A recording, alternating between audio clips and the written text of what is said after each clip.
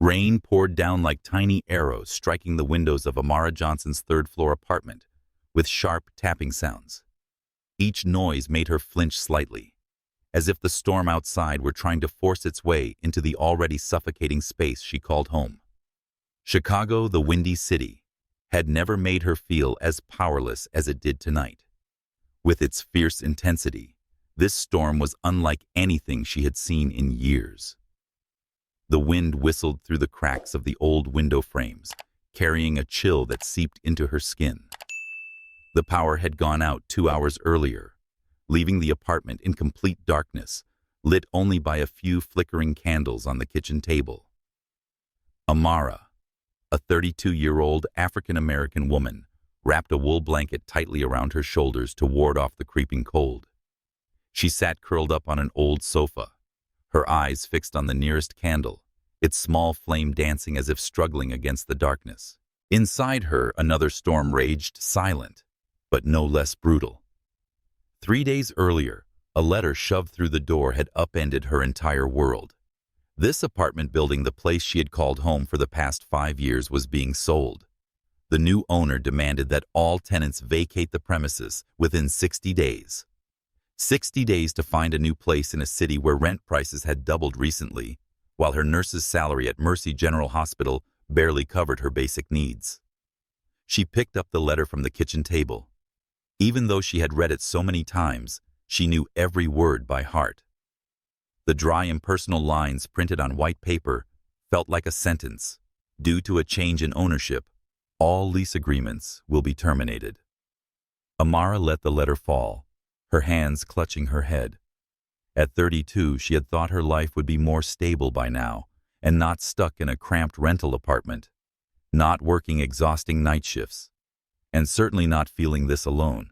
No husband, no children, no family nearby, just her job, this apartment, and dreams that had never taken form. She loved being a nurse, helping patients, and holding their hands through their most painful moments. But tonight, as the storm howled outside, Amara wondered whether that love was enough to keep her going. The phone on the table buzzed, the screen lighting up with a series of emergency alerts. Flash flood warning. Avoid low-lying areas. Stay indoors. Amara swiped them away, her heart heavy. She thought of her mother, Evelyn, living in Detroit, 5 hours away from Chicago. Her mother would worry if she knew her daughter was alone in the storm. But calling now would only keep her up all night. So Amara sent a short message. "I'm fine. Don't worry. I'll call tomorrow." She put the phone down, trying to focus on something other than the rain. She stood and walked to the window, looking down at the street below. Water had risen to ankle level, turning the road into a murky river. The streetlights flickered weakly, nearly consumed by darkness. Everything seemed still except for the wind and rain. But then, through the heavy curtain of water, Amara spotted a figure. A tall silhouette struggling against the wind, limping with every step. The person clung to a lamppost, seemingly trying to stay upright, but every movement betrayed pain. Amara squinted, trying to see more clearly. The figure wore a dark suit now soaked and muddy. A man probably. But why would anyone be out in this weather? No umbrella, no raincoat, just raw desperation in every motion.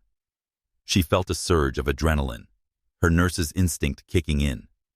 Someone was hurt. Someone needed help, and she couldn't just stand there and do nothing. She turned, grabbed the raincoat hanging by the door, and checked the pocket's keys, phone, and a small flashlight. Her heart pounded not out of fear, but from the urge to act. Amara knew she could stay inside safe and dry, but that wasn't who she was.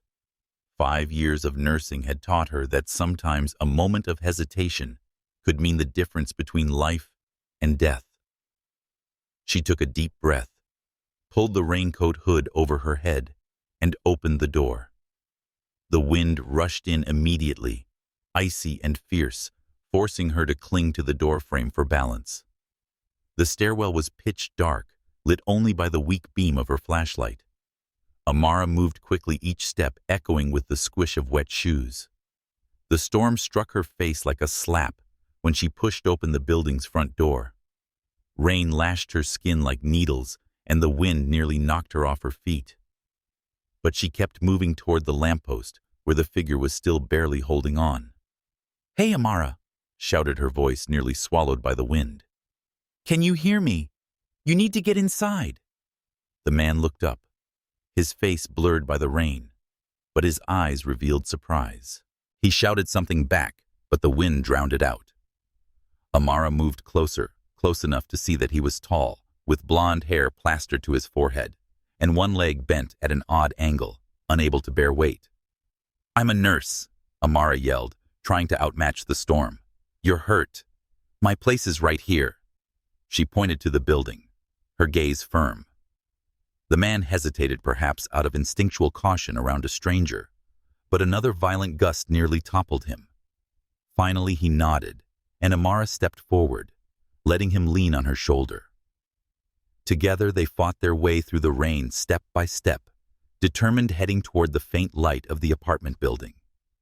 Once inside the hallway, both were panting, drenched from head to toe. Amara helped him up the stairs, feeling his weight, as he tried not to put pressure on his injured leg. She unlocked her apartment door, led him to the sofa, then rushed to get towels and a first aid kit. Candlelight illuminated his face. A white man, probably in his late 30s, with sharp features now pale from pain and exhaustion. "I'm Amara," she said, kneeling to check his leg. "What's your name, Nathan?" he replied, his voice hoarse. "Nathan Carter. Thank you for helping me." Amara nodded, focusing on the injury. But inside her, a question had begun to stir. Who exactly was Nathan Carter, and why was a man like him in an expensive suit, now caked with mud, wandering outside in the worst storm of the year? Amara Johnson stood by the darkened apartment window, her breath forming faint wisps in the cold air. Outside, the storm in Chicago continued to roar rain, lashing against the glass, as if trying to shatter every barrier. The street below had turned into a murky river water, ankle-deep, carrying leaves and debris. The streetlights flickered weakly on the verge of surrendering to the darkness. But what made Amara's heart race wasn't the storm. It was the silhouette she had just seen, a tall figure struggling against the wind, limping, clinging tightly to a lamppost, as if it were the last life preserver. She squinted, trying to peer through the thick curtain of rain. The person wore a dark suit now soaked and muddied, but not the kind of clothes one wore casually. A man probably with light-colored hair matted to his forehead. He moved slowly, each step revealing pain. Who would be out in weather like this? Amara muttered, her voice blending into the howling wind, seeping through the window cracks. Part of her wanted to retreat to the sofa, wrap herself in a blanket, and pretend she hadn't seen anything. She had enough problems already: the eviction notice, financial strain, endless night shifts at Mercy General Hospital. But another part of her, the nurse inside, wouldn't allow her to ignore it. 5 years in the ER had etched one truth into her being. Sometimes a single moment of hesitation could mean the line between life and death. Amara took a deep breath, feeling a rush of adrenaline. She didn't think further. Turning around, she grabbed the dark blue raincoat hanging by the door and pulled the hood over her head. Her hands checked her pocket's keys, phone, a small flashlight enough to face the darkness and the storm. Her heart pounded not with fear, but with the urgency to act. "I can't just stand here," she told herself firmly. She opened the door, and immediately the icy wind swept in, carrying the scent of wet earth and moisture. The apartment building's stairwell was pitch black, lit only by the faint glow of her flashlight. Amara moved quickly, her sneakers making wet, squelching sounds on the tile floor. The storm smacked her in the face when she pushed the front door open. Rain stabbed her skin like needles, and the wind buffeted her so hard she had to grip the frame to stay upright. She pulled her hood lower, squinting toward the lamppost where the figure still clung. Now slumped, his shoulders sagging, his hands clutching the post as if ready to let go. "Hey, Amara!" shouted her voice, nearly swallowed by the wind. "Can you hear me? You need to come inside now." She moved forward, wading through the frigid ankle-deep water. Rain soaked through her coat, drenching her shoulders and chest, but she didn't stop. As she drew closer, she could see him more clearly. A tall white man, with blonde hair stuck to his forehead. Though filthy and drenched, his suit was expensive, the kind Amara had only seen in upscale shops she'd never dared enter. His face was pale, contorted in pain, but his blue eyes still held a wary alertness as they locked on hers. "I'm fine," he shouted, hoarse though he wasn't. "I just slipped." He tried to move, but his right leg buckled under him, nearly making him fall. Amara shook her head and stepped closer enough so he could hear her over the wind. "I'm a nurse," she yelled. "You're not fine. Your leg's injured and you're going to collapse if you stay out here." She pointed toward the building, her gaze steady. "My place is right there. Come with me, or things will get much worse."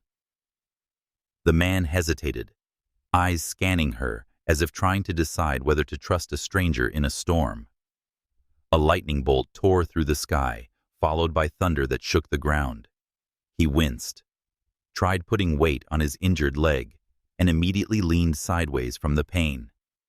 "All right," he finally said, his voice low but clear. "Thank you." Amara didn't wait.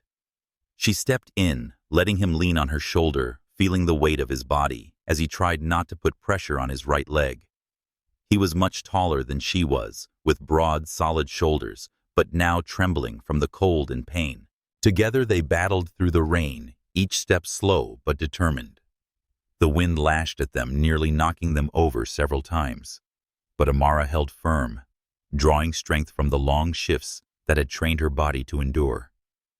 The water rose to her knees in some places, ice cold, but she gritted her teeth and focused on the faint light of the apartment building ahead. When they entered the hallway, both gasped for breath, soaked from head to toe. Amara closed the door, shutting out the storm's roar behind them. The flashlight beam cast shadows on the stairwell as she guided him up to the third floor, one step at a time. He was silent, only occasionally inhaling sharply when his foot touched the floor. Amara gestured for him to sit on the worn sofa inside her apartment, then rushed to fetch towels and the first aid kit. Candlelight from the kitchen table illuminated his face, a man in his late 30s with sharp features and deep blue eyes, now pale from exhaustion and pain. His suit, though filthy, still exuded refinement, creating a stark contrast with her modest apartment frayed sofa, old wooden table, and a faded rug.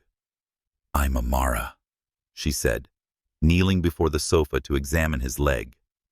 She carefully removed his shoe and sock, revealing a swollen ankle and a deep gash on his calf. "What's your name, Nathan?" he replied, his voice hoarse but warm. "Nathan Carter. Thank you for helping." Not everyone would do that, not in this weather.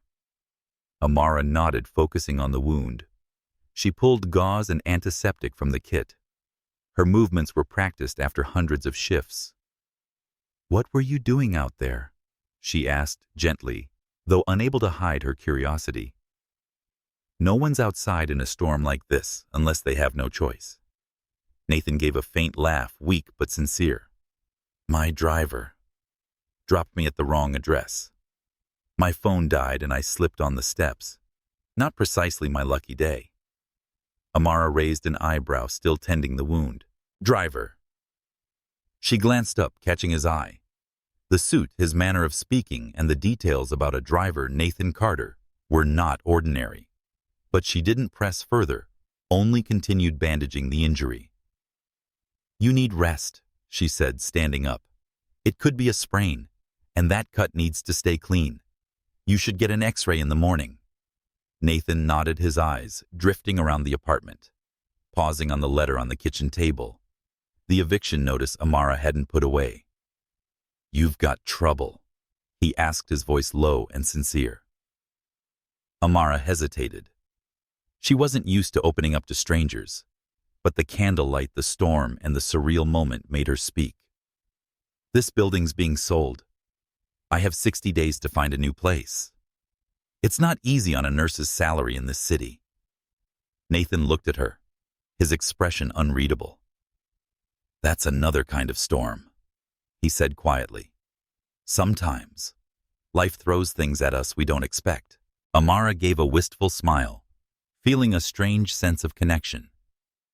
She didn't know who Nathan Carter was, but at that moment, under candlelight and falling rain, he wasn't just a stranger, and she had no idea that tonight's uncalculated act would open a new path filled with challenge, mystery, and even love.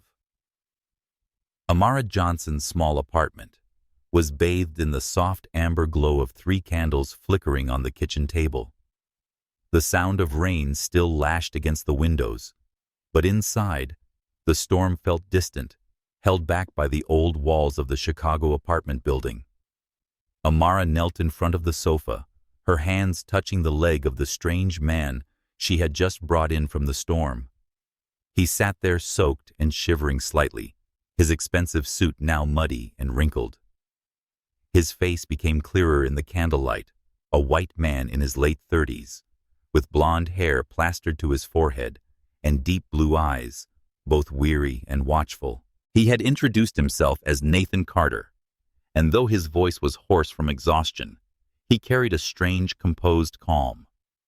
"I'm Amara," she said, her voice soft but firm, her eyes focused on his swollen ankle.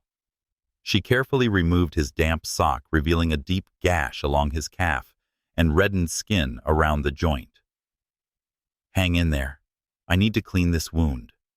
She reached for gauze and antiseptic from the first aid kit, her movements steady, the same ones she'd performed hundreds of times at Mercy General Hospital's emergency room. 5 years as a nurse had taught her how to stay calm, even if her heart was still racing from the strangeness of the situation. Nathan nodded, wincing slightly as she touched the cut. "Thank you, Amara," he said, his voice low and warm. "Not everyone would rush out into a storm to help someone like me." He offered a faint smile, weak but sincere, like he was trying to ease the tension. Amara glanced up and met his gaze. "Someone like you?" she asked, curiosity lacing her voice. The suit, even ruined, was not something an average person wore. She noticed the fine stitching, the high-end fabric, the kind she'd only seen in ads or on wealthy hospital patients. "Do you mean someone dressed like they're going to a gala, but wandering around in a flood?" Nathan chuckled more deeply this time, though the laughter faded quickly as the antiseptic stung his wound. "You're not wrong," he admitted, inhaling through the pain. "My driver dropped me at the incorrect address. My phone died, and then a slippery stare did the rest." He gestured toward his leg, his expression carrying a hint of self-deprecating humor. Amara raised an eyebrow, continuing her work. "Driver." She kept her tone neutral, but the words stuck. In her world, driving wasn't something people mentioned casually.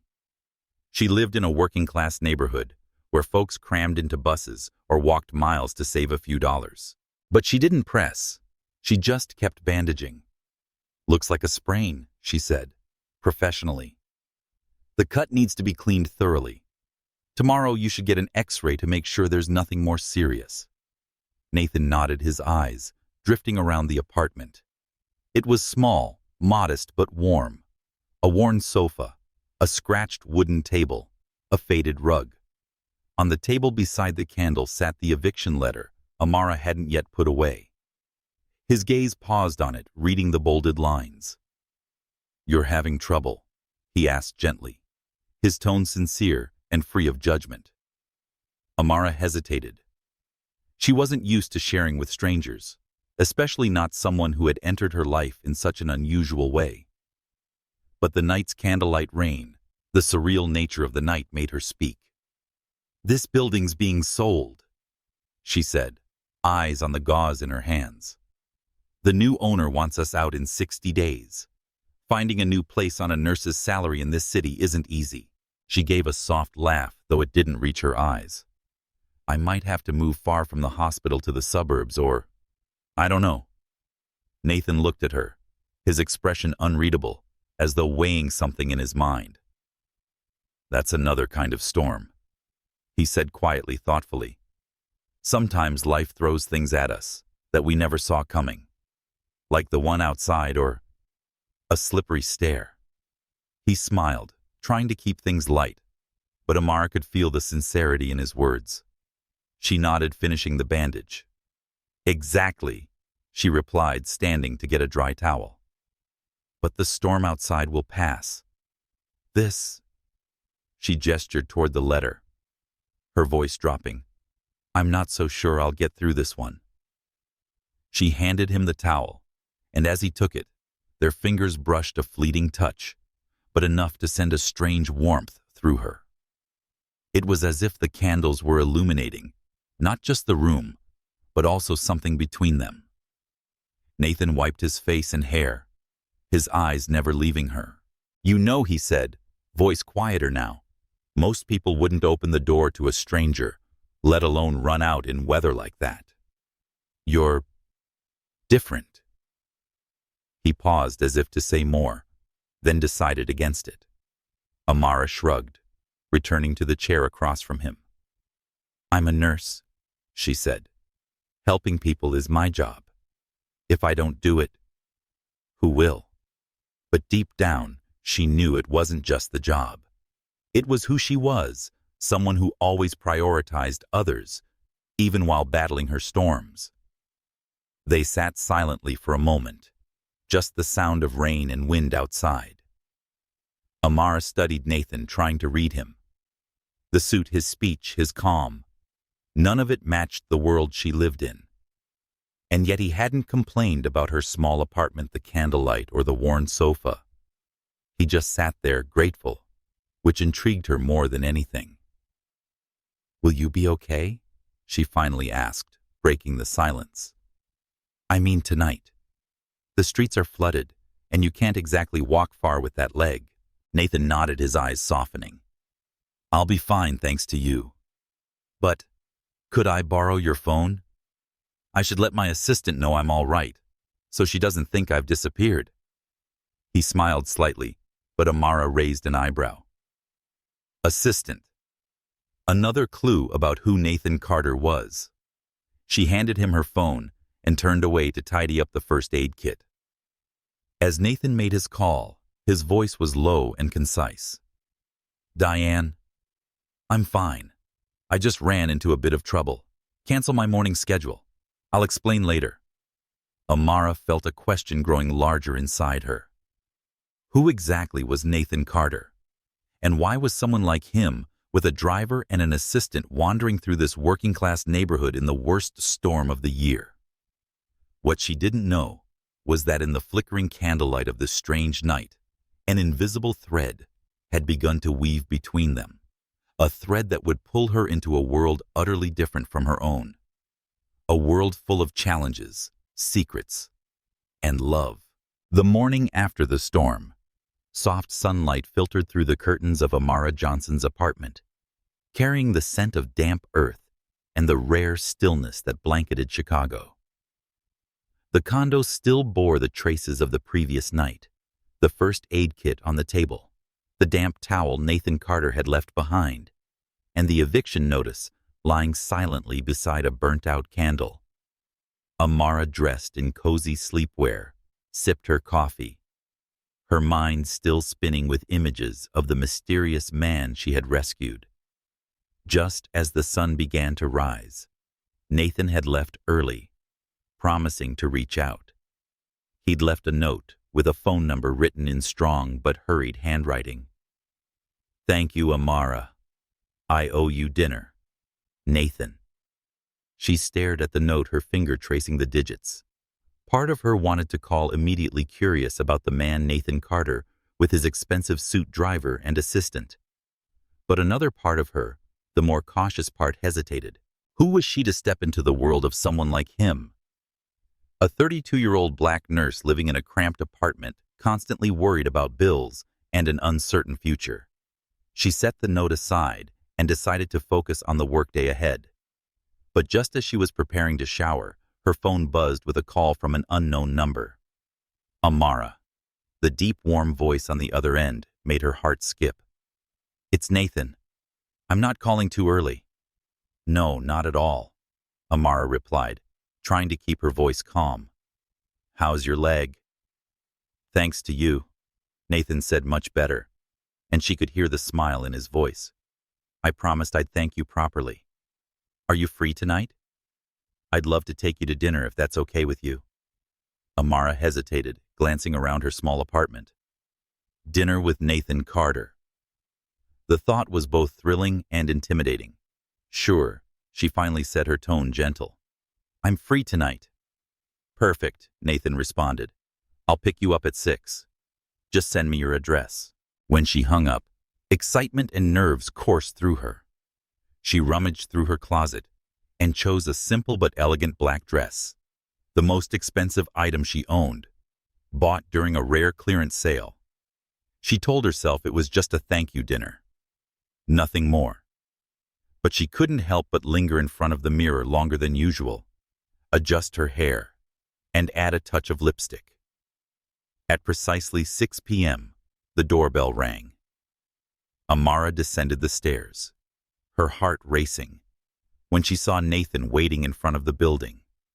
Not in the muddy suit from the night before, but in a deep navy-tailored suit. He was tall, his blonde hair neatly combed, his blue eyes gleaming beneath the streetlights.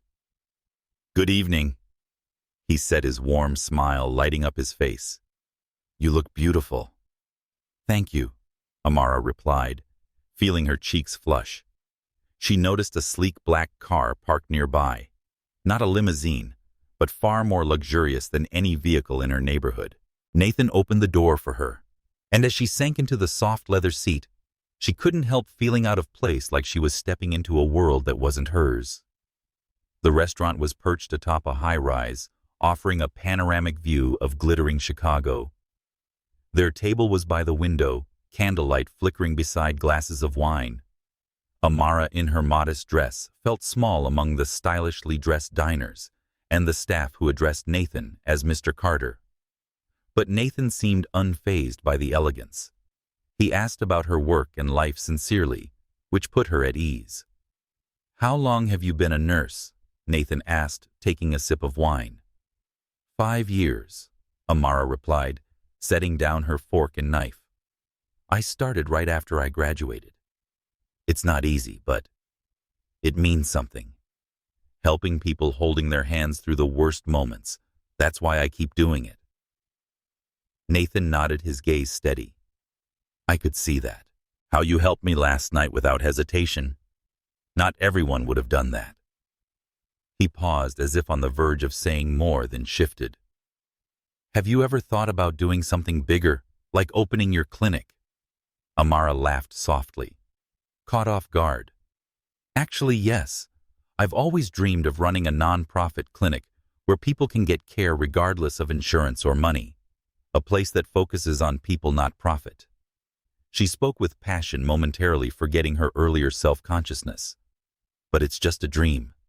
The reality is, I don't even know where I'll be living in 60 days. Nathan listened intently, asking thoughtful questions about how the clinic would be structured and the healthcare system's challenges. Amara felt he genuinely cared, not just making polite conversation. But when the restaurant manager greeted Nathan by name and asked about Apex Ventures' new project, Amara suddenly realized that he wasn't just a businessman. She fell silent, watching as Nathan smoothly shifted the topic, but a seed of doubt had been planted. After dinner, Nathan drove her home. As they said goodnight outside her building, he gently took her hand. "Thank you for tonight, Amara," he said, his eyes shining. "I hope I'll see you again." Amara replied, her heart beating fast. But when she returned to her apartment, Her phone buzzed with a message from Keisha, her best friend and co-worker. "You just had dinner with Nathan Carter. Do you even know who he is?" Attached is an article titled, "Nathan Carter, CEO of Apex Ventures, the billionaire behind ethical investment projects." Amara skimmed the article, her heart sinking. Nathan wasn't just wealthy. He was one of the richest men in the country, living in a world light years away from hers. The article mentioned his privacy, massive philanthropic efforts, and a secretive medical initiative. She sank onto the sofa, the glow of the article still on her phone screen. The dinner, Nathan's questions and his sincerity now seemed shadowed by uncertainty. Did he genuinely care about her? Or was he merely intrigued by her clinic idea? What did she mean to someone like Nathan Carter? The storm outside had passed, but another one of doubt, class, and trust was quietly forming inside her. Amara Johnson sat curled up on her small sofa, the light from her phone screen casting a pale glow across her face. The article Keisha had sent the night before was still open, its bold headline glaring: "Nathan Carter, CEO of Apex Ventures, the billionaire behind ethical investment projects." But it wasn't the billionaire title that made her heart pound. It was a small section near the end. Apex Ventures is developing a network of nonprofit clinics in underserved areas, which is scheduled to launch next year. Amara reread that line, each word hitting her like a blow. A nonprofit clinic precisely like the idea she had shared with Nathan over dinner, when he'd asked about her dreams, with such focused interest, such thoughtful questions. Now that sincerity felt like a well-rehearsed performance. She stood and began pacing the cramped apartment. The storm outside had passed, but a storm inside her was only beginning to swell. Nathan Carter, the man she'd pulled from the flood, who had held her hand and said he wanted to see her again, wasn't just a businessman. He was a billionaire, living in a world of skyscrapers and multi-million-dollar deals. And now she suspected he had used her, a working-class black nurse, with naive dreams of reforming the healthcare system, as a data point, a story, to refine his polished project. "How stupid could I be?" she muttered, gripping her phone. But the hurt didn't just come from suspicion, but disappointment. She had started to feel a connection to Nathan, a spark of hope that he truly saw her not just as another struggle story from the underfunded front lines. Amara searched online, and every new article deepened her doubt. Another piece mentioned that Apex's clinic initiative had been in planning for 6 months. 6 months long before she met Nathan. So why had he asked so many questions? Why did he seem so surprised, as if her idea was new? She felt betrayed. The moments between them, the candlelight in her apartment, his warm smile at the restaurant, now felt like pieces of a game she hadn't known she was playing. She texted Keisha, "Do you know anything about Apex Ventures' clinic project?" Keisha replied almost instantly, "It's just that they're investing big in it. Why is something going on with Nathan Carter?" Amara didn't respond. She needed answers from Nathan himself. She found the number he had left her. Her finger hovered over the screen, but instead of calling, she confronted him face to face. If Nathan had used her, she wanted to hear him admit it. She tried to look him in the eye when he lied if he dared. Amara threw on a simple coat, tied her hair back, and caught a bus downtown to the headquarters of Apex Ventures. The skyscraper towered above her, its mirrored windows reflecting the Chicago skyline, making her feel impossibly small. She walked into the lobby, her worn sneakers contrasting the polished marble floors. The security guard eyed her warily. "I'm here to see Nathan Carter," she said, voice steady. "I don't have an appointment, but he'll want to see me. My name is Amara Johnson." After a short call, she was escorted to the top floor. The elevator opened into a sleek corridor, filled with abstract paintings and frosted glass. A young woman, likely Nathan's assistant, greeted her with a polite smile. "Mr. Carter is in a meeting, but I'll let him know. Please have a seat." Amara sat on the leather couch, feeling like an intruder in a foreign world. She glanced around, taking in the stark difference between this place and Mercy General, where she worked, its cramped halls, antiseptic smells, and outdated machines. The office door opened, and Nathan appeared, dressed in a perfectly tailored gray suit, his blonde hair neatly combed. His eyes lit up with surprise, then shifted to concern when he saw her expression. "Amara," he said, stepping toward her. "What are you doing here? Is something wrong?" Amara rose to her feet, her hand clenched. "I know about your clinic project," she said, her voice colder than she intended. "Apex Ventures nonprofit clinic network. You started it 6 months ago, didn't you?" Nathan blinked as if trying to process. "Yes," he answered slowly. "That project's been in motion for a while. But why are you—" "Don't pretend," Amara cut him off, voice rising. She pulled up the article on her phone. "You asked me about my clinic idea as if it was something new, something you cared about. But you already had your plan. You used me, Nathan. What did you want? Ground-level insight from a nurse to perfect your model?" Nathan shook his head, stepping closer, but Amara held up her hand to stop him. "Amara, it's not like that," he said, his voice pleading. "Please come into my office. Let me explain." She hesitated, then finally nodded. She followed him into a spacious office with floor-to-ceiling windows overlooking the city. Nathan shut the door and turned to face her. "Yes, the clinic project began 6 months ago," he said. "It was inspired by something personal. But when you told me about your idea, I was stunned. It was exactly what we've been working on. I didn't say anything because—" He rubbed his hands over his face, searching for the words. "Because why?" Amara asked, her voice trembling with anger and pain. "Because you thought I wouldn't believe you? Or because you wanted to keep using me without raising suspicion?" "Because I was afraid." Nathan replied, his tone low but intense. He looked directly at her, his blue eyes filled with emotion. "I was afraid you'd think exactly this. I was only interested in you because of the project. But that's not true, Amara. Meeting you that night in the storm was a coincidence. I didn't plan to know you or hear your ideas. But when you spoke, I was drawn in. Not just because of the clinic, but because of you. Because of the way you care about people." Amara gave a bitter laugh, shaking her head. "A coincidence. You expect me to believe that?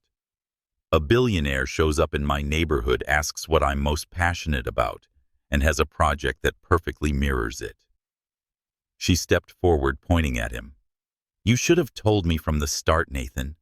I'm not stupid, and I'm not a tool for your deals." Nathan went silent, pain shadowing his features. He sank into a chair, bracing his arms on the desk like he needed to steady himself. "You're right," he said finally, hoarsely. "I should have told you. That was my mistake. But Amara, I swear to you, I didn't use you. This project—" He paused, staring out the window, and in that moment, Amara caught a glimpse of something rare: vulnerability. He took a deep breath, then continued.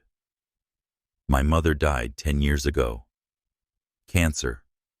She didn't get proper care because the local hospital lacked resources and insurance wouldn't cover enough. I started this project for her to ensure no one else goes through that. When you spoke about your clinic, it felt like she was talking through you. But I didn't say anything because I feared it would push you away." Amara stood there, arms folded, trying to stay guarded, but his words struck something in her. She knew what loss felt like. She knew how cruel the healthcare system could be for those without money, but her trust had been shaken, and she wasn't sure she could believe him. "I need time," she said, her voice soft but resolute. "I don't know if I can trust you, Nathan. Not right now." Nathan nodded, regret in his eyes. "I understand," he said.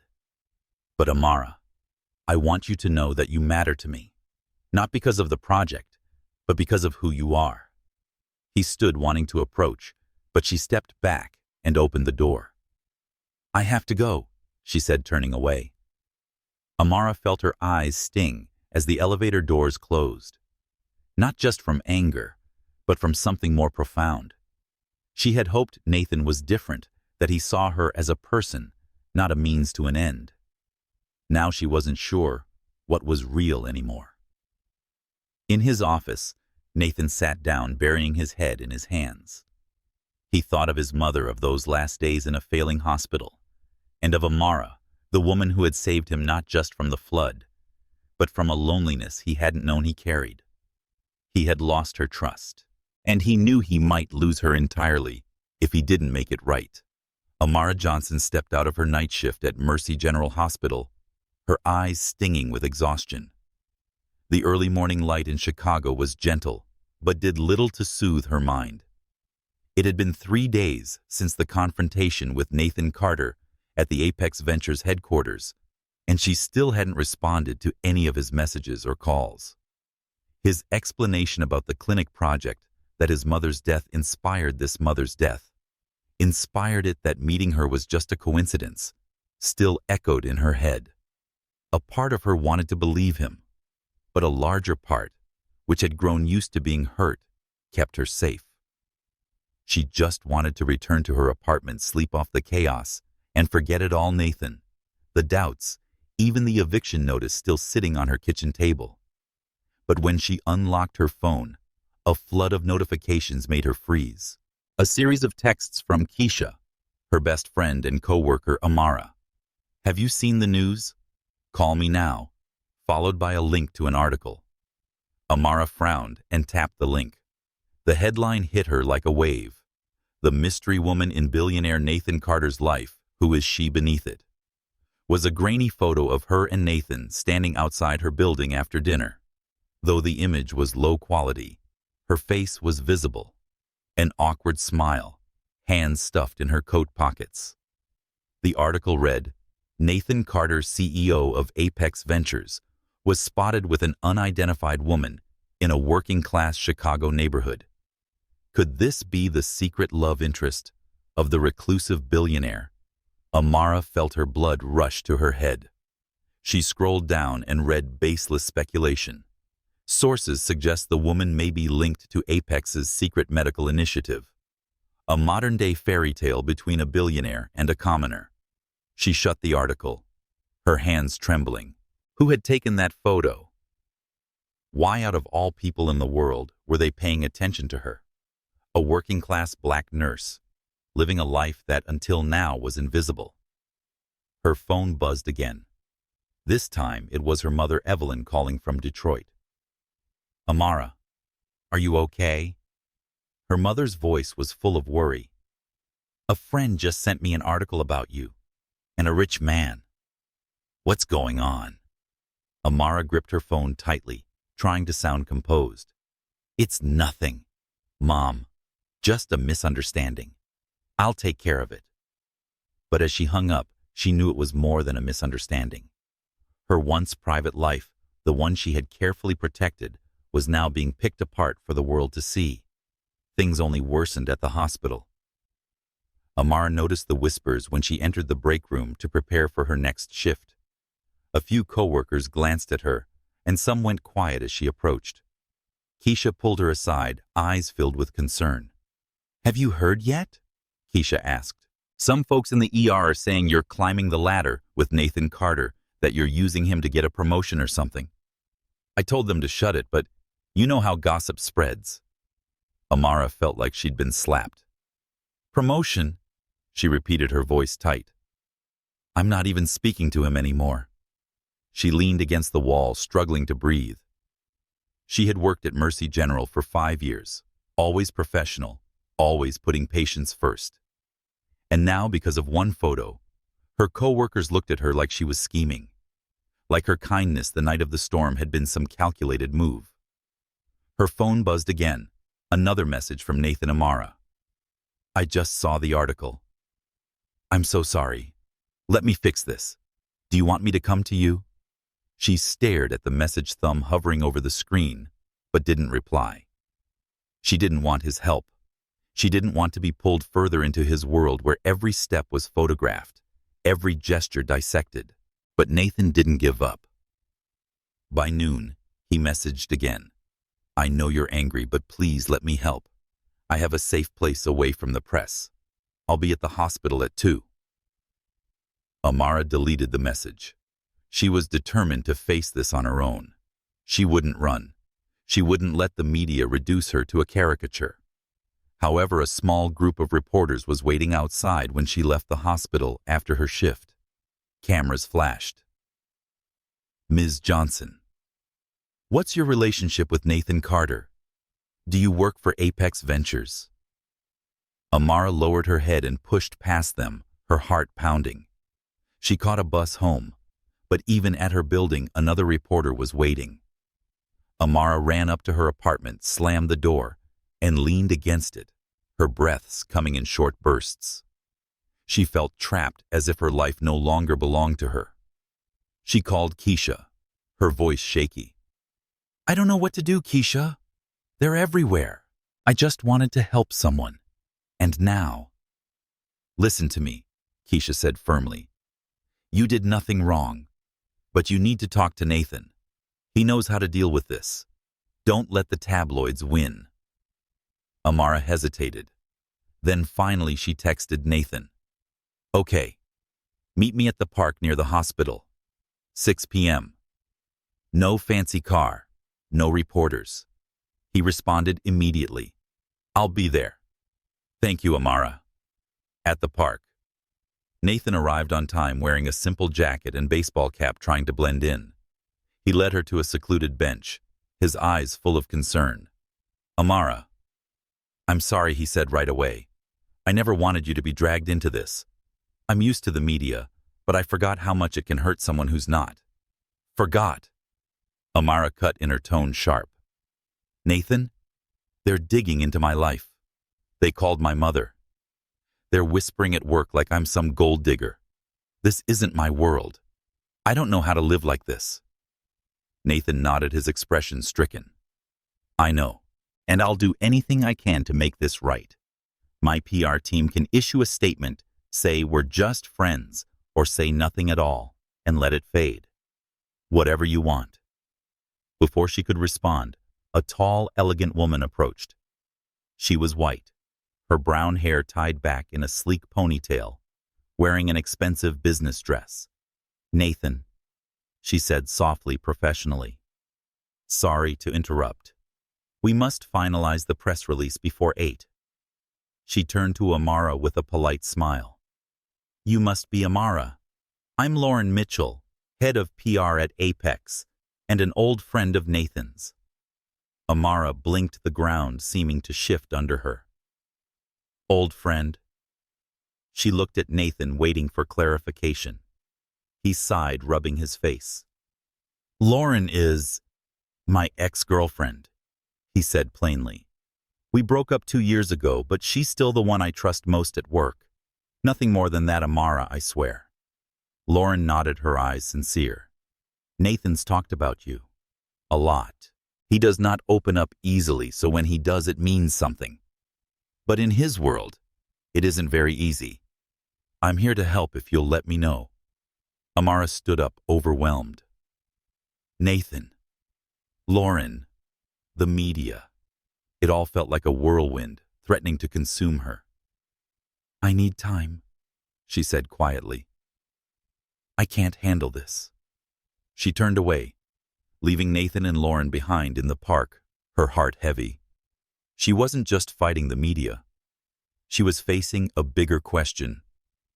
Could she belong in Nathan's world? Or would it eventually swallow her whole? Amara Johnson dragged herself into the break room at Mercy General Hospital, her body drained after a grueling 12-hour night shift. The room felt stuffy, thick with the scent of burnt coffee and the low hum of colleagues whispering. She slumped into a chair, trying to shake off the weight that had clung to her ever since the article about her and Nathan Carter went public. For the past week, she'd learned to lower her eyes and quietly pass through whispered conversations. But today felt different. There was more than curiosity in the air. There was tension, suspicion. Keisha, her best friend and fellow nurse, walked in with a grim expression. "Amara, have you seen the news?" she asked, holding out her phone. On the screen was a headline that made Amara's stomach drop. Apex Ventures accused of cutting costs at Mercy General, endangering patient safety. Amara skimmed the article, her pulse quickening.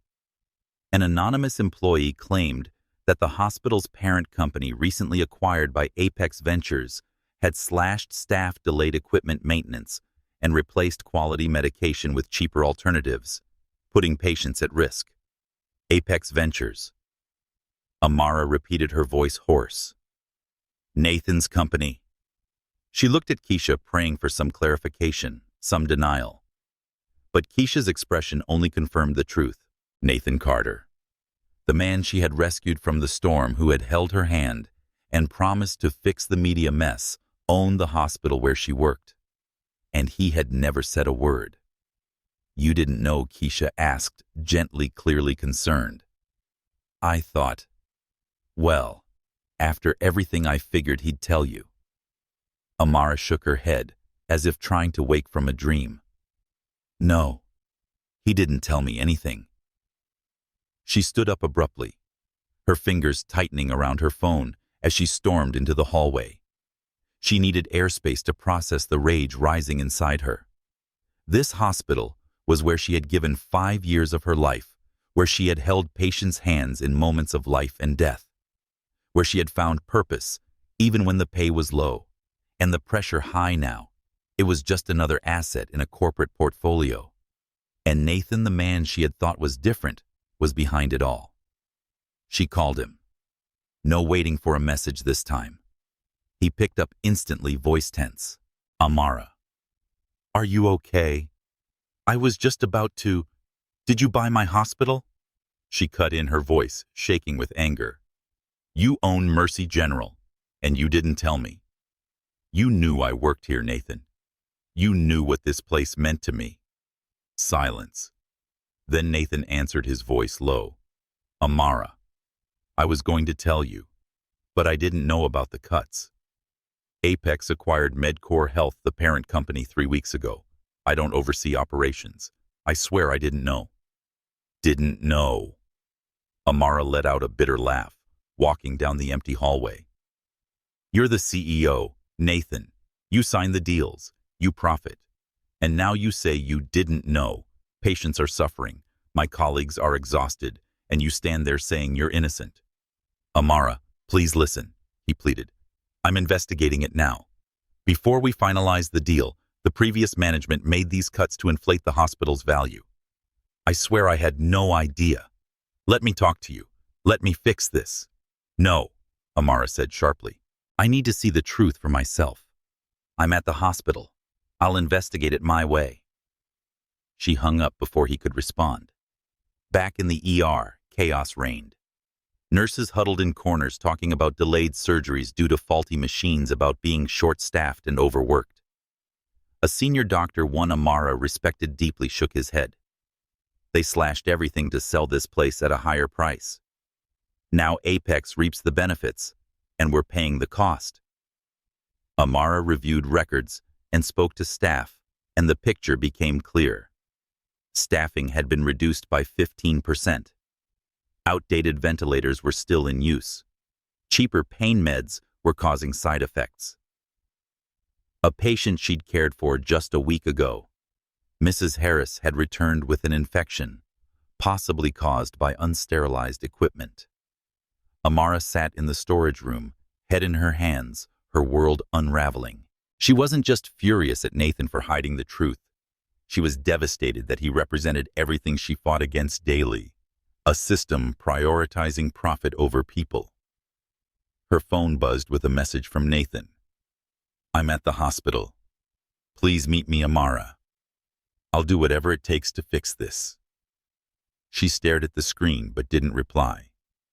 Instead, she stood up and returned to the ER, not as Nathan's girlfriend, but as a nurse defending her patients. But when she entered the corridor, Nathan was already there, standing near the entrance, dressed in a modest coat, but still radiating quiet authority. He looked at her, regret etched across his face. Amara, he said, stepping forward. I've looked into it. The allegations are factual, but we didn't order the cost cutting. I've fired the previous management and am reversing all the changes, staffing, equipment, and medication. You can verify it. Amara crossed her arms, eyes sharp. Reversing it. Nathan, the damage is done. Patients suffered. My colleagues lost faith. And her voice cracked. I thought you were different. I thought you cared about people, not just the bottom line. But you own this place, and you didn't tell me. How am I supposed to trust you now? Nathan opened his mouth, but no words came. Finally, he spoke softly. I was wrong, not to tell you, he admitted. I didn't think the MedCore deal had anything to do with you. It was just another acquisition. But I forgot that for you, this isn't a transaction. It's your life, your patience. I'm sorry, Amara. His apology felt real, but it wasn't enough. An apology won't fix broken trust, she said, voice steady. You want to make it right. Don't just throw money at it. Change how this hospital runs. Put patients first, not profit. And don't do it for me. Do it for them. She nodded toward the ER, where nurses continued to rush back and forth. Nathan nodded, his eyes full of resolve. I will, he said, not just at Mercy General, but at every hospital we own. You have my word. Amara looked at him. Part of her wanted to believe, but the wound was still too fresh. I have to go, she said, turning away. I have patients to care for. As she walked off, her eyes stung, not just with anger, but with a more profound fear that Nathan's world with its deals and power might always clash with hers, the world of compassion and service. In a makeshift hospital office, Nathan sat alone, head in his hands. He thought of his mother those final days in an underfunded hospital, and of Amara, the woman who had made him want to be better. He knew he had broken her trust, not just with the clinic, but with this silence. He called Lauren, his PR director. I need a plan, he said. Not just to fix Mercy General. I want to change how we operate completely. And I need to do it now. Amara Johnson sat in the storage room of Mercy General Hospital, the dim light from the fluorescent bulb casting a tired glow across her face. It had been a week since the Apex Ventures scandal broke, and she still hadn't spoken to Nathan Carter. His promises to make amends, restoring staffing, replacing equipment, reforming management, had started to take effect. Nurses were getting lighter shifts and new machines were being installed, but Amara's trust remained shattered. She couldn't forget how Nathan had hidden the hospital purchase from her, as if her world where patients came first was just another figure on his balance sheet. She stood up, preparing to go home after her shift, when her phone buzzed at 3:27 a.m. Her father's name, William, appeared on the screen. Amara frowned. Her father rarely called this late. Dad, she answered, her voice laced with concern. What's going on? It's your mother, Amara. His voice trembled as if holding back tears. She had a stroke. The doctor said, it's serious. Can you come? Amara felt her heart stop. She leaned against the wall, clutching the phone tightly. What hospital, Dad? She asked, her voice hoarse. I'm coming right away. County General in Detroit. He replied, his voice breaking. They say they don't have enough equipment. They might have to transfer her. But the nearest hospital with a specialist is 2 hours away. Amara. I don't know. Dad, listen to me. Amara interrupted, her voice steady, even though her mind was racing. I'm coming. I'll bring help. Don't worry. She hung up, her brain shifting into emergency mode, just like when handling a trauma case. But this wasn't a stranger. Her mother, Evelyn, had always been her anchor.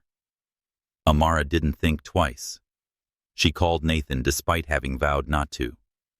He answered immediately, his voice sleepy but alert when he heard her.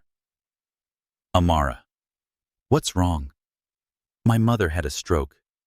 she said, her voice shaking. I need to get to Detroit immediately. The local hospital doesn't have the equipment.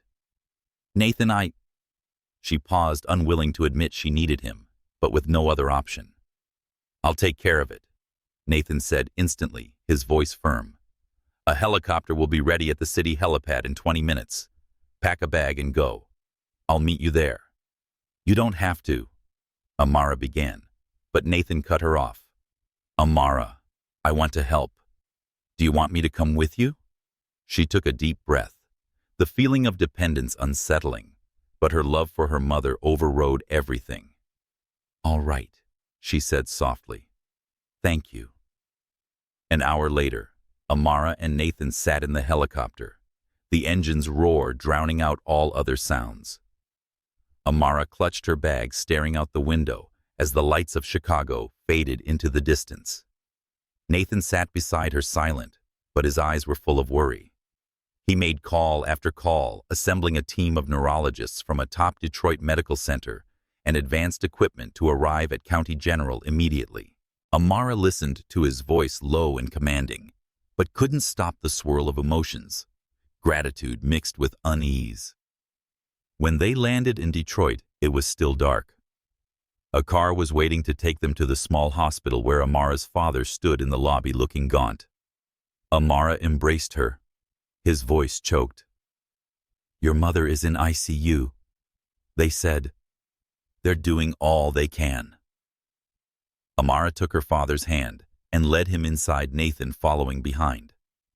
Within 2 hours, Nathan's team arrived, bringing modern equipment. They got to work immediately stabilizing Evelyn's condition. Amara stood outside the ICU, looking through the glass at her mother, frail but alive. She turned to Nathan, standing a few steps away, concern across his face. Thank you, she said quietly. If it weren't for you, my mother might have. She couldn't finish the sentence, her eyes burning. Nathan shook his head and stepped closer. You don't need to thank me. I'm just doing what I can. He paused, looking at her. Amara, I know you're still angry with me. I don't expect forgiveness immediately, but I want you to know I care not just about you, but the people you love. Amara nodded, saying nothing, but inside the wall between them began to crack. She sat beside her mother's bed, holding her hand, while Nathan stayed supporting her father and handling the logistics, from meals for the family to coordinating with the doctors. That night, as her father dozed off on a chair, Amara and Nathan sat in the hospital cafeteria, each holding a cup of weak coffee. You once mentioned your mother, Amara began gently. She died of cancer, didn't she? What was that like for you? Nathan looked down at his coffee, his gaze distant. My mother was an elementary school teacher, he said. She always put her students first, even when she was sick. By the time they found the cancer, it was too late. The local hospital didn't have the equipment, and insurance wouldn't cover a specialist. I was 25, fresh out of school, and I couldn't do anything to save her. He paused, his voice hoarse. I built Apex Ventures because of her, so no one else would have to go through that. The clinic project and the purchase of Mercy General were because I wanted to make a difference. But I was wrong not to tell you, Amara. I forgot that my decisions affect people like you, like your patients. Amara looked at him, seeing for the first time not a powerful billionaire, but a man carrying pain like her own. I understand, she said, her voice softer. But Nathan, I don't want to be dependent on you. Today, you saved my mother, and I'm grateful. But I'm afraid. Afraid I'll lose myself if I let you take care of everything. Nathan nodded, his eyes sincere. I don't want you to be dependent. I want to be a partner, not a savior. But I'll prove that through actions, not words. Amara didn't reply, but part of her began to believe him. 3 days later, Evelyn was stabilized with a good prognosis, thanks to the timely intervention. Amara stayed at the hospital to care for her, while Nathan quietly supported them from the background, never pressuring her to talk. When she saw him chatting with her father, smiling at the nurses, she realized that despite their worlds, they shared one thing: a love for those they hold dear, and a desire to shield them from pain. But Amara knew the cracks remained, even though this crisis brought them closer. She needed time to understand whether she could truly fit into Nathan's world, or whether love, if that's what was growing between them, would be enough to bridge it all. Amara Johnson sat on the small balcony of her apartment in Chicago, early summer, sunlight filtering through the skyscrapers, bringing a gentle warmth. Down on the street, car horns and the city's bustling rhythm echoed upward, but her mind was elsewhere. 2 weeks had passed since her mother Evelyn was saved from a stroke in Detroit, and Amara was still trying to balance gratitude with unease. Nathan Carter, the man who had arranged the helicopter and the expert medical team to save her mother, had shown that he cared not just in words, but through action. Yet every time she thought of him, she felt an invisible distance. He belonged to a world of power and resources, while she was a Black American nurse living a simple life, always fighting to preserve her identity. Nathan and Amara had met a few times since Detroit, brief coffee outings or quiet walks in the park, where they tried to repair the cracks left by the hospital scandal and media pressure. He had kept his promises, reforming Mercy General with new staff, modern equipment, and a patient oversight board represented by nurses like Amara. And while the trust was gradually returning, Amara remained cautious. She didn't want to be swept away by emotions. She didn't want to become the woman behind the glow of Nathan Carter. One weekend morning, Nathan invited her to his apartment, not the luxurious mansion he once offered, but a modern yet cozy place in downtown Chicago, where he stayed when not traveling for work. When Amara stepped inside, she was greeted by the scent of freshly brewed coffee and natural light pouring in through large windows. In a casual shirt with tousled blonde hair, Nathan smiled when he saw her. "Thank you for coming," he said, leading her to a breakfast table with toast and fruit. "There's something I want to talk to you about." Amara sat down, her gaze curious but guarded. "What is it?" she asked, taking a sip of coffee. "Don't tell me it's another hospital acquisition I wasn't informed about." She smiled lightly, though her tone carried a trace of caution. Nathan chuckled, but his smile quickly turned serious. "It's not that," he said, setting his cup down. "The World Health Organization just contacted me. They want me to lead a global healthcare initiative focusing on underserved communities. It's a 2-year project, and it's in Geneva, Switzerland." Amara blinked, trying to process the news. "Geneva?" she repeated quietly. "You mean you'd be moving there?"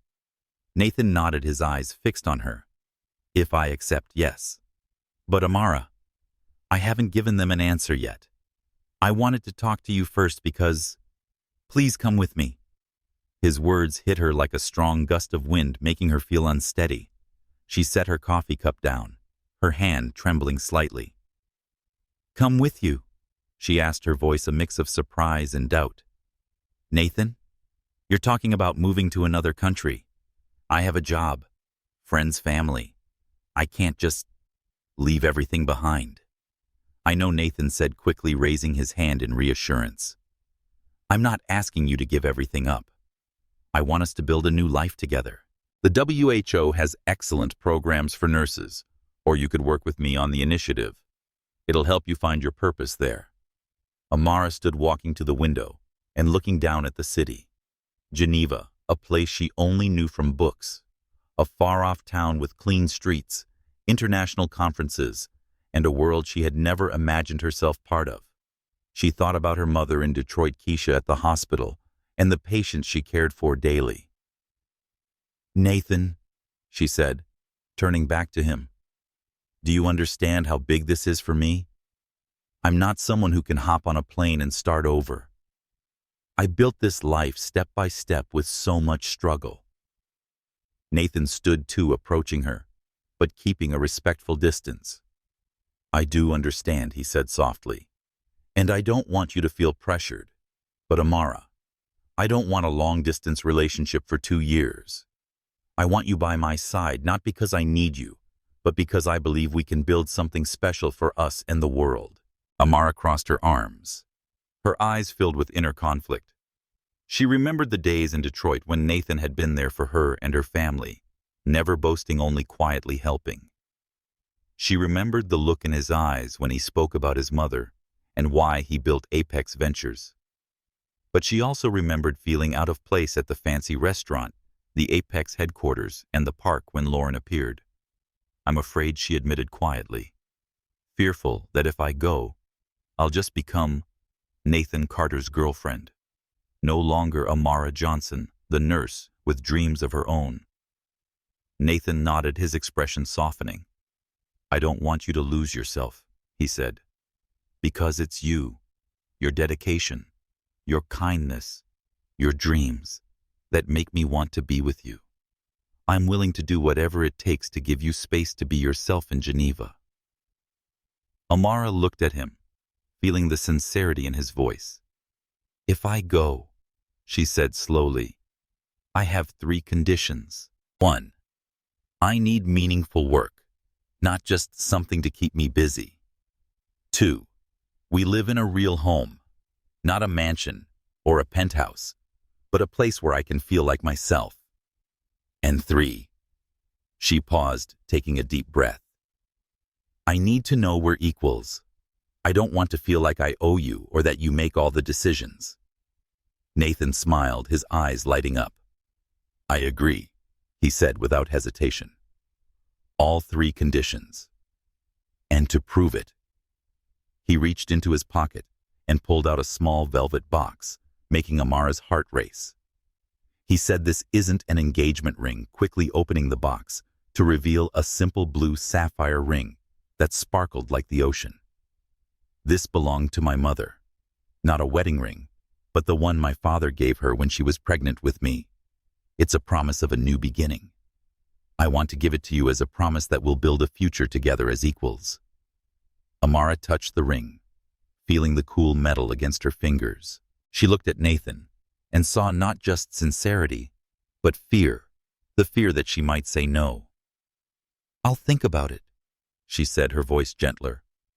"This is a big decision, Nathan. I need time." "Of course," Nathan replied gently, taking her hand. "You have all the time you need." Amara left his apartment, the ring tucked in her pocket, heavy with the weight of the choice ahead. She called Keisha and told her everything. "Are you kidding me?" Keisha shouted over the phone. "Switzerland with a billionaire. What's there to think about Amara?" "My whole life," Amara answered quietly. "My job, my family, myself. I love him, Keisha. But is love enough?" Keisha was silent for a moment. "Only you know the answer," she said softly. "But I've never seen you happier than when you're with him. Don't let fear stop you from living." That night, Amara lay in bed staring at the ceiling. She thought about her mother, who once left Detroit so Amara could attend college. She thought about Nathan, who had stood by her through storm and crisis. Geneva was a big leap, but maybe it was the leap she needed to truly find herself, not just as a nurse, not just as Nathan's partner, but as Amara with all her dreams and aspirations.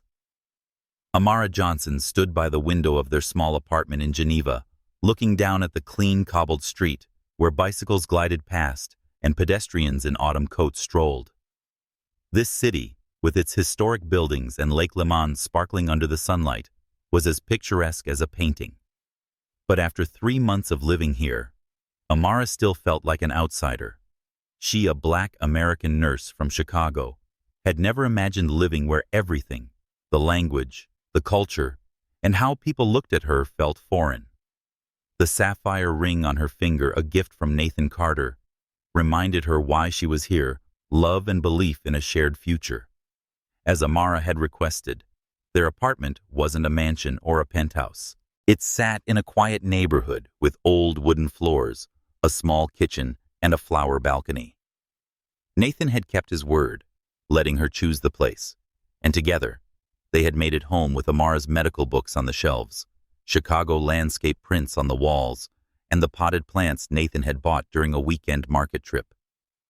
But despite the cozy space, Geneva proved to be a greater challenge than she had expected.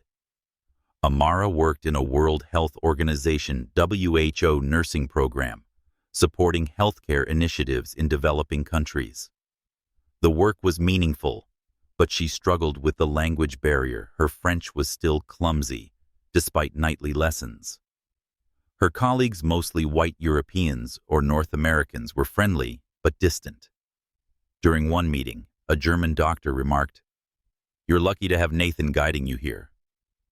The comment was unintentional, but it cut deep. She wasn't just Nathan's girlfriend. She was Amara Johnson, a nurse with 5 years of experience, someone who had saved lives during hurricanes and nursed her mother through a stroke. But in Geneva, she feared he was defining her.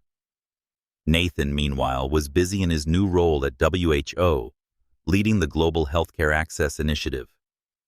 He worked late, attended conferences, and was constantly on calls with his team in Chicago, where the Apex Ventures Clinic project was moving forward.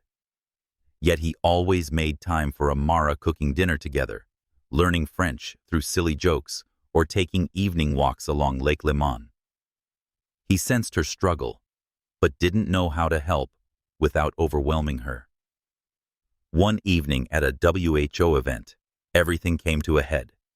Amara, dressed in a simple blue dress, stood beside Nathan as he chatted with international officials. A Swiss colleague, a woman named Claire, smiled at her. "Have you gotten used to Geneva yet, Amara? It must be lovely to have Nathan bring you here." Amara gripped her wine glass, forcing a tight smile. "I came here for work," she replied sharply. "I'm a nurse, and here to contribute, not just to get used to the city." Claire blinked, embarrassed. "Oh, of course I didn't mean." But Amara didn't wait to hear the rest. She excused herself and inhaled the crisp autumn air onto the balcony. She felt small, like Nathan's glow had erased her effort and identity. She loved him, but didn't know how to exist in this world without losing herself. Nathan found her a few minutes later, concern in his eyes. "Amara, what happened?" he asked, standing beside her with his hands in his coat pockets. "You left so suddenly. Did Claire say something?" Amara turned to him, her eyes filled with anger and hurt. "It's not just Claire, Nathan. Everyone here sees me as your girlfriend, like I have no identity. I'm a nurse with experience and dreams, but here I'm your shadow. I'm afraid I'm losing myself." Nathan felt silent pain flickering in his eyes. "Amara, I don't want you to feel that way," he said, voice low. "I know Geneva is hard, but you're doing great. I admire all of your work at WHO, your effort in learning French and your dedication. I don't want you to be my shadow. I want you to shine." "Then let me," Amara said, her voice rising. "Don't let people assume I'm here because of you. I need them to see me, not just Nathan Carter and his girlfriend." She paused, breathing deeply. "And you, Nathan, do you feel pressure? For this role and this project, are you ever afraid of failing?" Nathan looked out at the city lights, reflecting in his eyes. "Every day," he admitted softly. "I'm afraid I won't live up to whose expectations, my team's, or even my own. I'm so scared of failing the way I did when I couldn't save my mother. But having you here, Amara, makes me believe I can do it. You are my strength." Amara looked at him, her anger fading into understanding. She took his hand, feeling the familiar warmth. "We're both trying, aren't we?" she said gently. "But I need us to build our world, not yours or mine, a place where I'm Amara, not just someone walking beside you." Nathan nodded, pulling her into an embrace. "I promise," he said, his voice rough. "We'll make that world. Starting with the little things like cooking your favorite pho or learning enough French so you can cuss me out in it." He laughed, and Amara couldn't help but laugh with him. They agreed to spend more time integrating into Geneva on their terms. Amara joined an international nurses group, where she became friends with a Senegalese woman named Aisha, who understood her sense of disconnection. Nathan cut back on social events, prioritizing evenings at home cooking and watching French films with subtitles. They enrolled in a French class laughing through their mispronunciations and explored Geneva through local markets and small cafes where no one knew Nathan was a billionaire. But Amara knew that despite their efforts, Geneva was still a challenge. She missed Chicago, missed the hospital, missed her mother and Keisha. She loved Nathan, but she still wondered whether love alone would be enough to keep her here, or whether she would need to find a different path to keep herself whole. Amara Johnson sat in her small office at WHO headquarters in Geneva, the light from the window shining on her laptop screen, where an email from her best friend Keisha in Chicago was open. Amara, you need to see this. Keisha has written and attached an article titled Apex Ventures Clinic Medical Innovation, or Billionaire PR Stunt.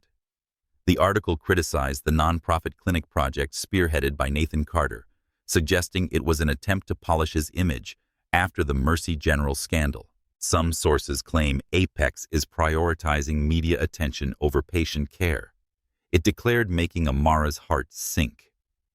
This project, born from her dreams and Nathan's pain, was now being questioned as a staged performance. And she couldn't help but wonder if there was some truth. 6 months in Geneva had taught Amara how to navigate the language barrier and curious stares, but she was still fighting to hold on to her identity. She loved her work at WHO, supporting health programs in Africa and Southeast Asia, and she loved Nathan, the man who always tried to make her feel equal in his world of wealth. But the article reopened an old fear that she was being drawn into Nathan's corporate world, where her dreams could be turned into a tool for his reputation.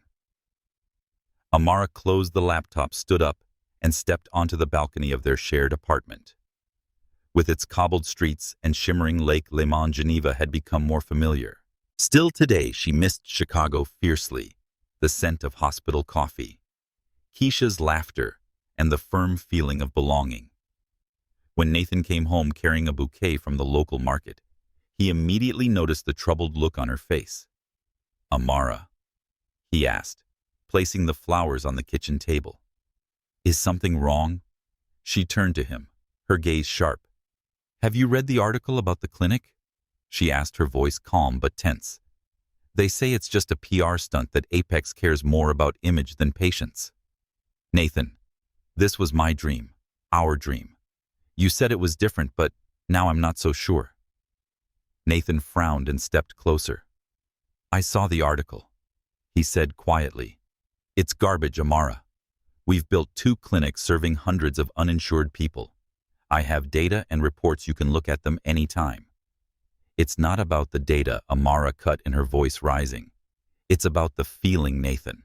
I'm scared that my dream, a place for real human-centered care, is being turned into a vehicle to make you look good after the Mercy General scandal. Are you thinking about the patients or what the press says?"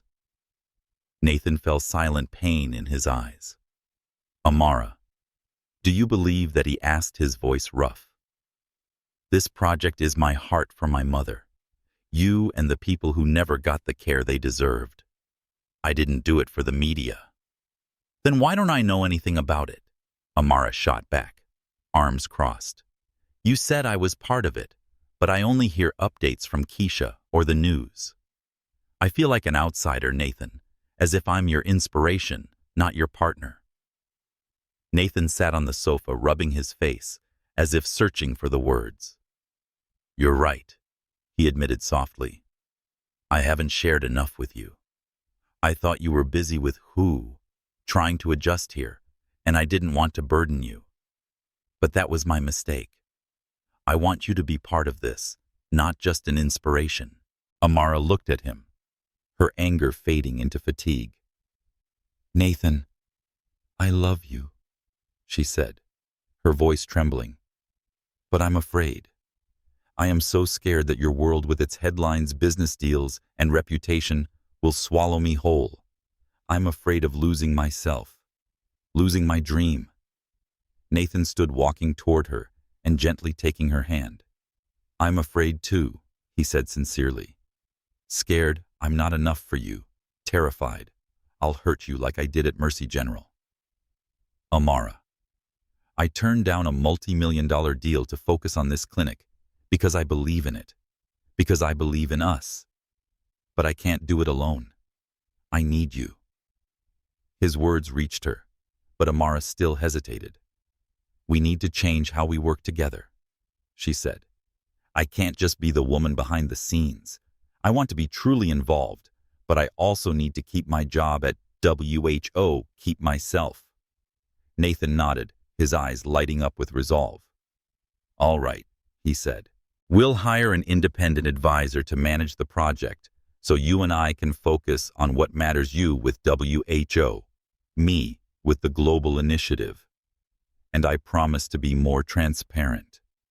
From now on, you'll know every decision before it's made.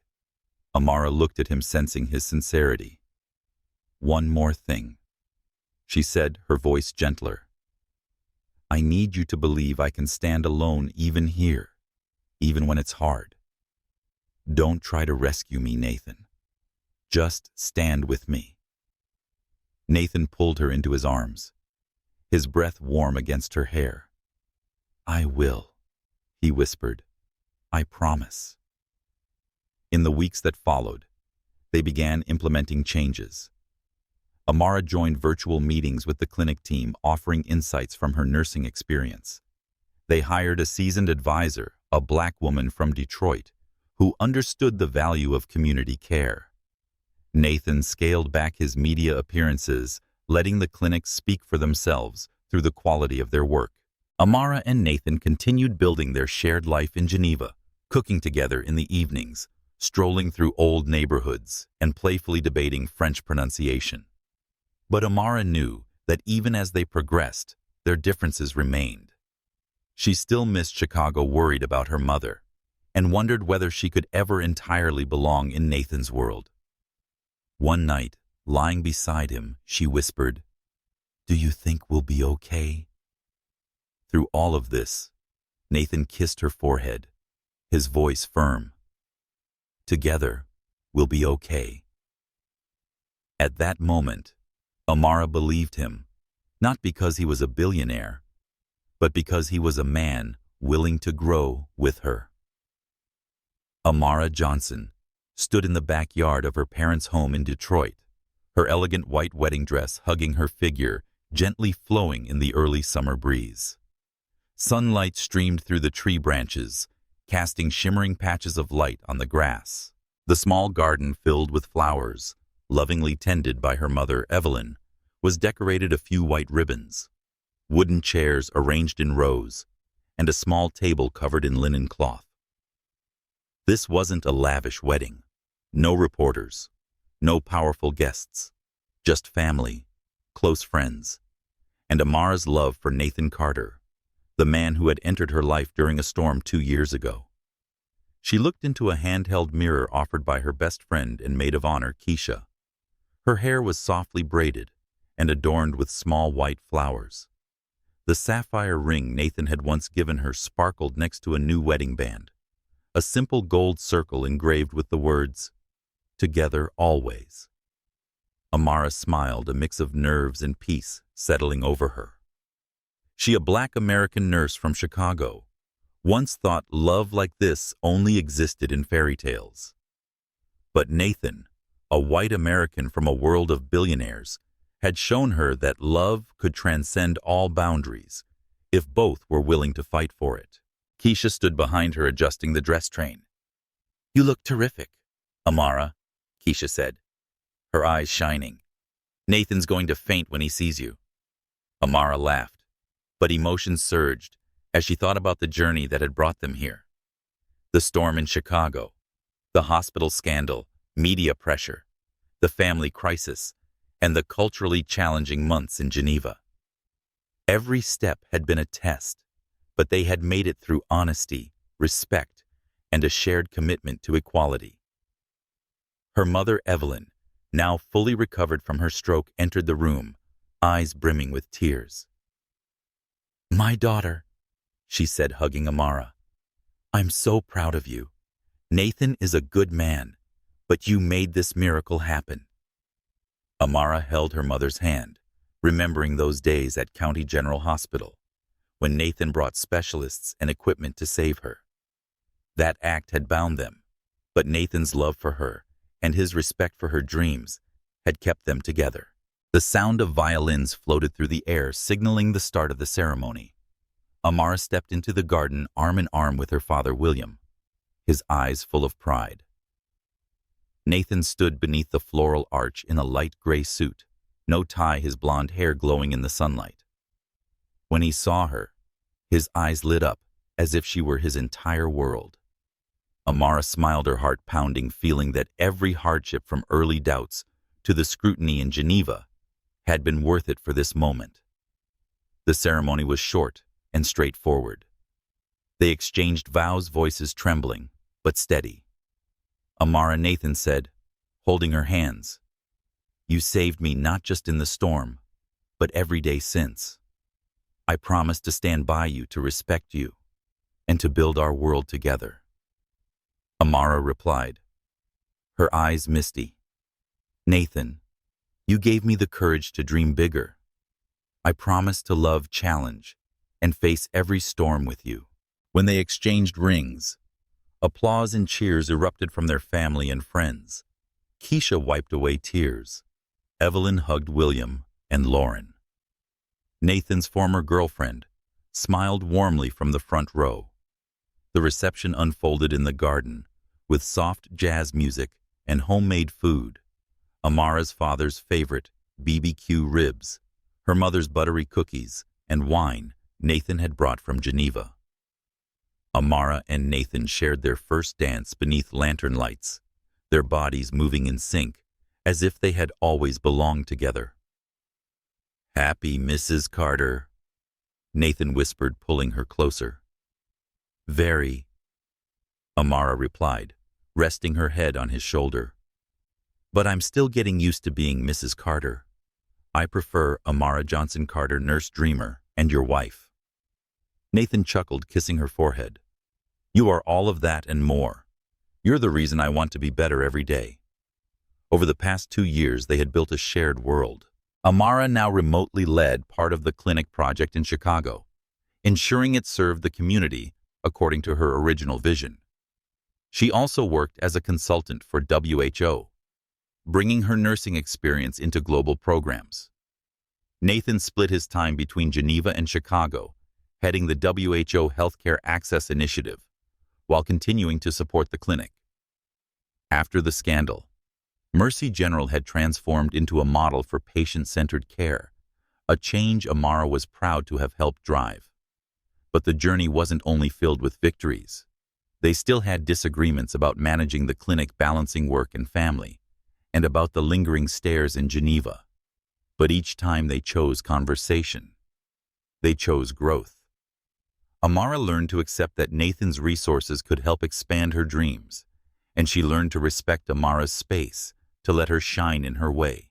As the wedding celebration wound down, Amara and Nathan slipped away from the crowd, hand in hand, standing beneath an old oak tree in the garden. "Ready for the honeymoon?" Nathan asked, referring to the seaside cabin in Greece, where they would unwind far from conferences and hospital shifts. Amara smiled, her sapphire and wedding rings glinting under the moonlight. She said, "Ready for anything, as long as it's with you." They kissed, a deep, lasting kiss, a promise that they would face it together, no matter what the future held. Career challenges, public pressure, or new storms. Their journey had begun with a storm in Chicago, with Amara's compassion and Nathan's sincerity.